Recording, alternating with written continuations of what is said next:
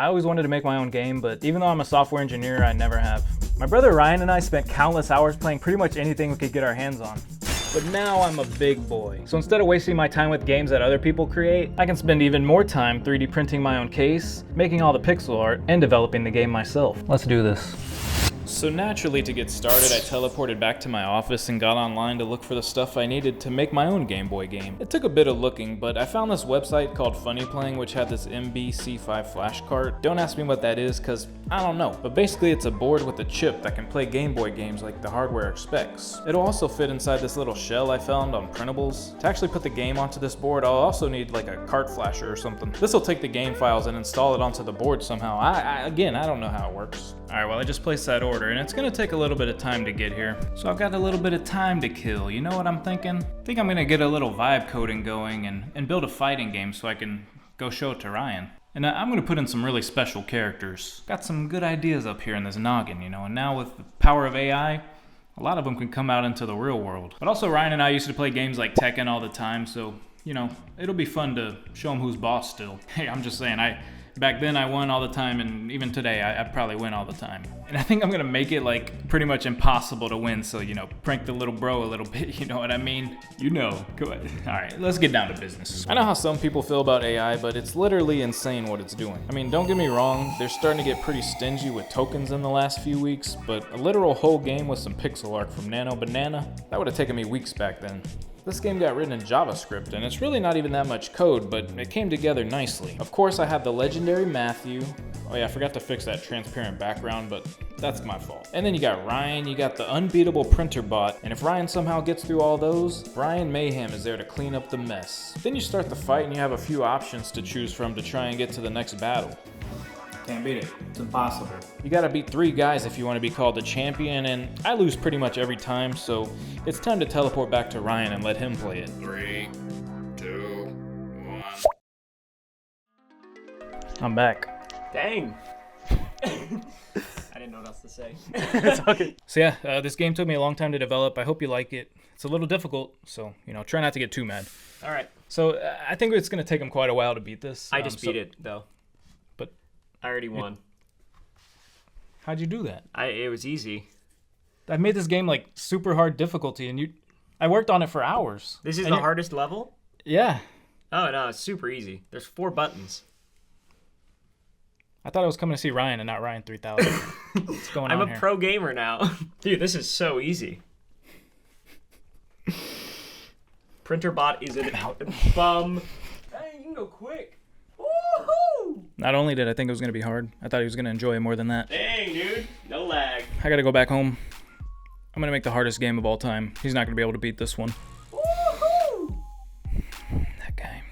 So once again, I teleported back home, this time angrily, to start working on my Game Boy game. It was still going to take quite a while for the order to get here, but that's okay because I think it was going to take quite a while to make this game. Game Boy games are, well, old. This language is super low level, and it's just enough for humans to talk to the machine in a way that it can understand. Computers are basically just ones and zeros, and this boils down to that. By contrast, we have much higher level languages these days, which compile down to that lower level for us, and it's just a lot easier. I also found this GitHub repository which just assembled the files from Pokemon Red, and you can kind of see what was going on in some of this. It really blows my mind that people were making this stuff work back then. We've really come a long way. Funny enough, they had references to AI in the code, but it was much different than what we call AI today, because theirs was just like pre-programmed stuff by the developers.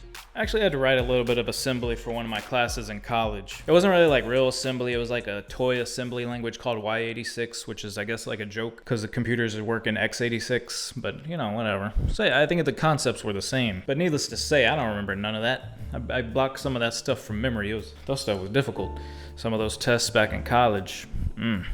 Hey, but I did find this program called GB Studio, which I think is going to make things pretty easy. It's going to let us create our own game, like without having to write any of that. And it's also an open source software, so hey, shout out to all the people that are keeping this stuff alive, all the people that develop, all the people that maintain it. Open source software people, they deserve more praise, so thank you. And now I'm sure someone out there can make a game in assembly, but not this guy. Nuh-uh. And so GB Studio is keeping the Game Boy nostalgia and everything alive and well. You're basically just gonna need to drag and drop different things and make some pixel art, and then you could pretty much make whatever game you want. And you know, I've been thinking a lot, and I think I got a pretty good game idea, so I think it's time to get going. Just as I was sitting down to start on the art I needed, I had a package delivered. It wasn't the game cartridge yet, it was actually from PCBWay. I reached out to them to see if they wanted to help me out with this video, and I'm happy to say that they did. See, I printed out this orange shell on my printer, but it felt like back in the day all the best things had clear cases. So I got on PCBWay.com and went to the 3D printing section, uploaded the 3D models, and selected this clear resin filament. Their ordering process is super simple, and I've always gotten my parts really quick, so I highly recommend the service if you need something 3D printed. They can even 3D print stuff in aluminum or stainless steel. But this part looks so nice and clear, I really can't believe it's 3D printed, but it is. So thank you PCBWay for 3D printing this part for me, and now it's time to get started on the game. I started to get familiar with GB Studio and started having Nano Banana generate my pixel art for me. Don't get me wrong, I think human-made pixel art would be 100 times better, but I'm not artistic and I'm a cheapskate. I'm not gonna lie. But after dragging my images into GB Studio, it didn't like it. Hey, I said 160 by 144 pixel, and this guy coming out here with 2,000 pixels per inch or something. I don't even know.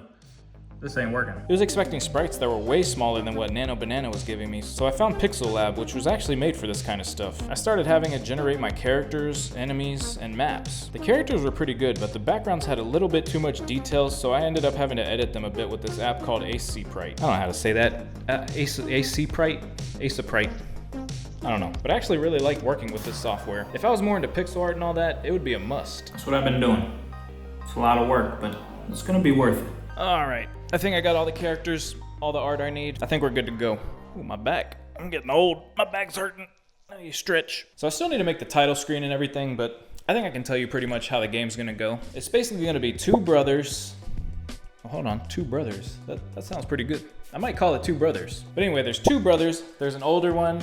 He just got done playing. He's gonna go tell the younger one, hey, it's your turn to play. And that's actually funny because Ryan and I, we used to have the same situation. We basically shared one computer and we played a lot of RuneScape back in the day, all right? It got us. We played so much. But basically we would switch turns after an hour and, you know, we had a good system. We made it work. But yeah, the younger one's gonna go up to the computer and he's gonna disappear into that thing. And then the older one's gonna have to go in and save him. He's gonna have to fight a bunch of monsters, a bunch of bosses. And, you know, once he gets to the final boss, the younger brother will be there and he's gonna be able to save him, and it's gonna be like some big happy story. They're gonna be able to go back home. It's gonna be so nice. But like I said, Ryan's not getting to that part. He's not beating this game so easy like he beat the other one. This one's gonna be hard, so it's gonna be a nice sweet story, but he's never gonna get to see it. So now I gotta get to building the game, so let me go ahead and get going on that. That's gonna take a little while. It actually takes quite a while to build some of these scenes, but eventually I got the hang of it.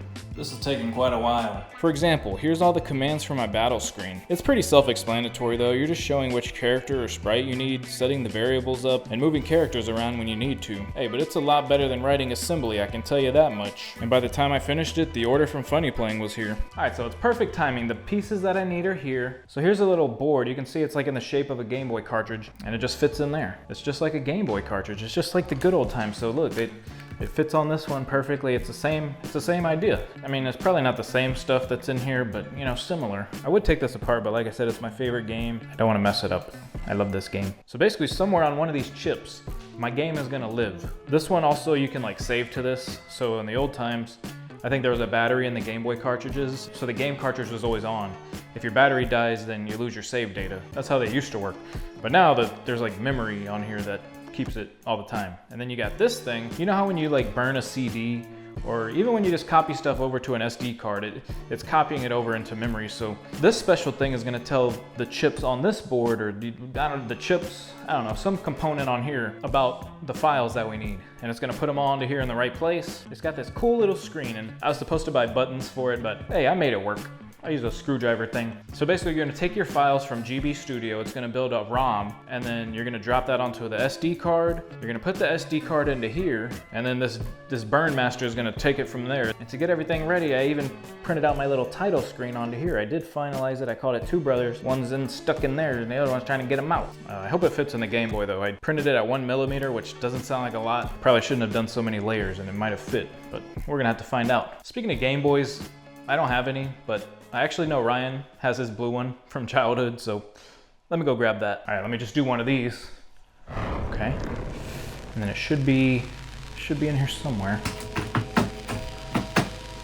Yep, Here we go. Now we're ready. I got the game into its case along with a picture of the title screen for the front. I 3D printed the front and it looks pretty good. One of those fancy UV sticker printers would be better, but I don't have one. Anyway, I cranked up the game and made sure everything was working. Everything was running smoothly, and I gotta say, it felt like quite the accomplishment to build this all from the beginning. I spent so much time as a kid playing these, and now it's kind of a full circle moment to be playing one of my own. But the mission was still to show Ryan that I'm the boss when it comes to video games. This game's impossible. He's never gonna beat it. Let me get back over to him. You been looking for this? I noticed it disappeared, but I wasn't really looking for it. This is really his original Game Boy SP. The real deal. I had a red one. I don't know what happened to it. So kids, if you're watching this, you know, don't throw away your stuff. You're gonna want it later. I was looking on eBay. I couldn't find a good one. So, you know, it's a good thing we have this. It is. It's so nostalgic. There's like old sticker residue on there. You just know we put some stupid sticker on that. And yeah, this is literally his game. So his name was on there. Ryan T.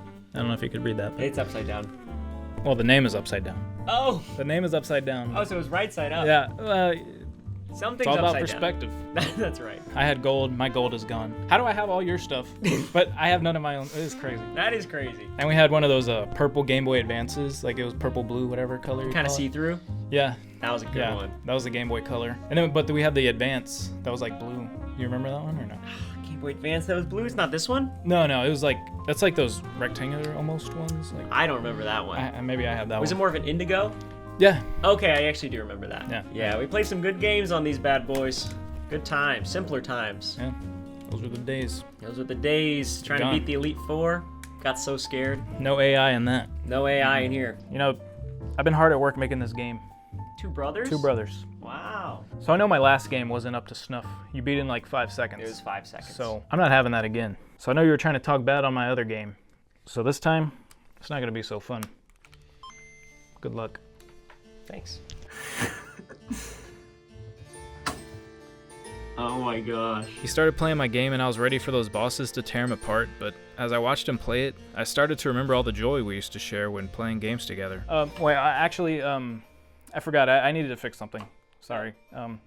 I'll be right back. Okay. I realized I did want him to see the ending, so I made the bosses easier. Knowing Ryan, though, he probably would have figured out how to beat it even when it was on impossible mode.